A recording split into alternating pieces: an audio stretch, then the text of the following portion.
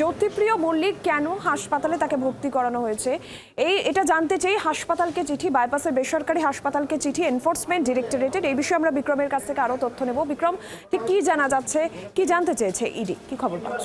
দেখো, যেটা জানাবো যে এর আগে অর্থাৎ জ্যোতিপ্রিয় মল্লিকের জামিনের আবেদনের ভিত্তিতে শুনানি চলছিল। সেই শুনানি আজকেও ছিল। এর আগের দিন যে শুনানি ছিল তার সেই দিনকে যখন এনফোর্সমেন্ট ডিরেক্টরেটের আইনজীবী এবং তদন্তকারী আধিকারিক তারা আদালতে আসে, তারা আদালত থেকেই জানতে পারে জ্যোতিপ্রিয় মল্লিককে তার দুদিন আগে বাইপাসের ধারে একটি বেসরকারি হাসপাতালে ভর্তি করা হয়েছে। এরপরেই এনফোর্সমেন্ট ডিরেক্টরেট তা নিয়ে আদালতে প্রশ্ন তোলে এবং কেন নির্দিষ্টভাবে ওই বেসরকারি হাসপাতালে ভর্তি করা হলো, যেখানে ওই হাসপাতালে ভর্তি করা নিয়ে এর আগে কার্যত আইনি জটিলতা তৈরি হয়েছিল এবং ইডি কার্যত একাধিক আদালতে সেই নিয়ে সামানও করেছিল।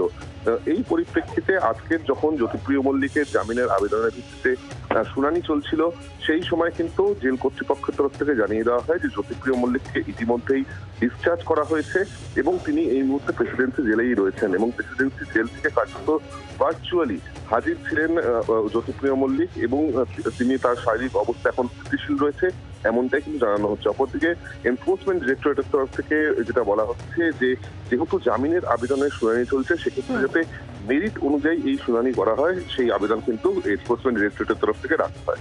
ধন্যবাদ বিক্রম। বাংলার আওয়াজ, বাঙালির আবেগ, জি 24 ঘন্টা।